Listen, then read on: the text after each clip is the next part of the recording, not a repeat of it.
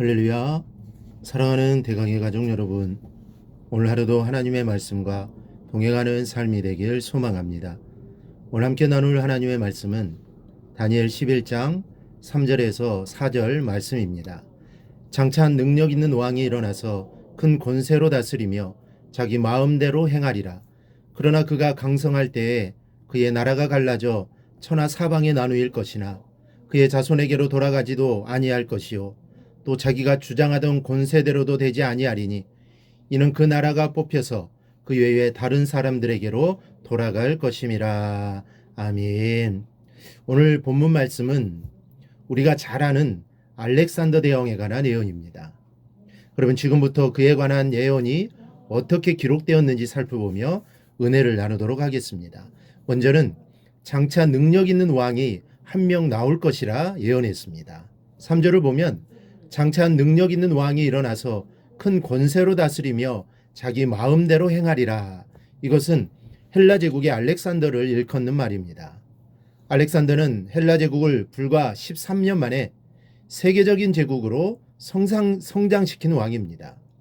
13년 동안 계속해서 영토를 정복하며 확장해 나아갔을 정도로 이 정복력이 탁월했습니다. 다니엘 7장 6절은 바로 알렉산더의 헬라 제국에 관한 예언인데 거기에는 표범으로 묘사되어 있습니다. 영토를 정복해 나가는 속도가 마치 표범처럼 신속하다는 것을 말해줍니다. 그리고 4개의 날개가 달렸다고 했습니다. 4개의 날개를 단 표범, 알렉산더의 정복력과 속도를 능히 짐작하고 남습니다. 알렉산더의 용맹과 전술과 지도력은 가히 따라올 자가 없을 정도로 능력이 있었습니다. 그런데 그것은 우연이 아니라 하나님의 주권과 예언에 의해서 성취된 것을 기억하시기 바랍니다.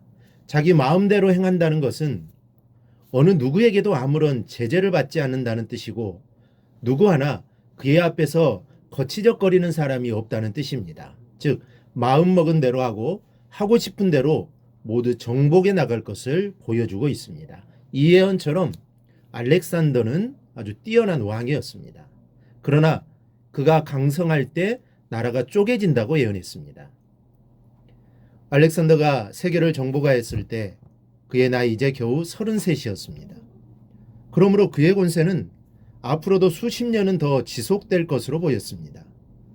또 그가 자신의 권세 아래서 자신의 후계자를 잘 양성한다면 헬라 제국은 탄탄대로를 걸을 수 있었습니다.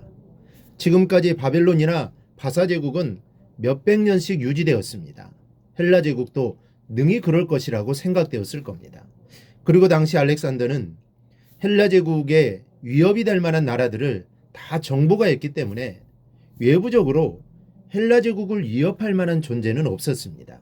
그런데 헬라 제국은 어떻게 되었습니까? 4절을 보면 그러나 그가 강성할 때에 그의 나라가 갈라져 천하 사방에 나누일 것이나 그의 자손에게로 돌아가지도 아니할 것이요 또 자기가 주장하던 권세대로도 되지 아니하리니 이는 그 나라가 뽑혀서 그 외에 다른 사람들에게로 돌아갈 것임이라. 헬라 제국은 강성할 때 곧 멸망할 것이라고는 아무도 예상하지 못했을 때 멸망하게 된다는 것입니다. 실제로 이 예언대로 헬라 제국은 승승장구할 때 멸망이 호련히 찾아왔습니다. 알렉산더가 제국을 건설한 지 불과 10년도 채 지나기 전입니다. 그것은 알렉산더가 갑자기 병사였기 때문입니다. 더 많은 영토와 더 많은 나라들을 수없이 정복해 나갈 수 있는 힘과 능력이 있는데 33살의 죽음을 보게 된 것입니다. 다니엘 7장 6절에는 헬라 제국을 상징하는 표범의 머리가 4개였다고 했습니다. 이건 역시 헬라 제국이 4개의 국가로 나뉘어질 것에 대한 예언입니다. 여러분, 바사 제국을 정복하고 세계를 정복해 가던 헬라 제국이 4개로 쪼개어진 것이 우연일까요? 여기에는 분명한 하나님의 섭리가 있었고 주관하심이 있었던 것을 믿으시기 바랍니다. 그리고 그 나라가 자손에게 돌아가지 않을 것이라고 예언했습니다. 4절에 그가 강성할 때에 그의 나라가 갈라져 천하 사방에 나누일 것이나 그의 자손에게는 돌아가지도 아니할 것이요. 즉 헬라 제국이 4개로 나뉘어지지만 알렉산더의 자손에게 돌아가지 않을 것이라는 예언입니다. 실제로 헬라 제국은 알렉산더가 죽은 뒤에 12명의 장군들이 영토 분쟁을 일으켰고 결국 4명의 장군에 의해 나뉘어졌습니다. 알렉산더에게는 2 아들이 있었습니다. 그러나 그들은 모두 살해되었고 헬라 제국은 알렉산더와 아무 혈연 관계도 없는 4명의 장군에게로 돌아갔습니다. 이 모두가 하나님의 예언대로 성취된 것입니다. 본문의 이 예언은 무려 200년 후에 완전히 성취되었습니다.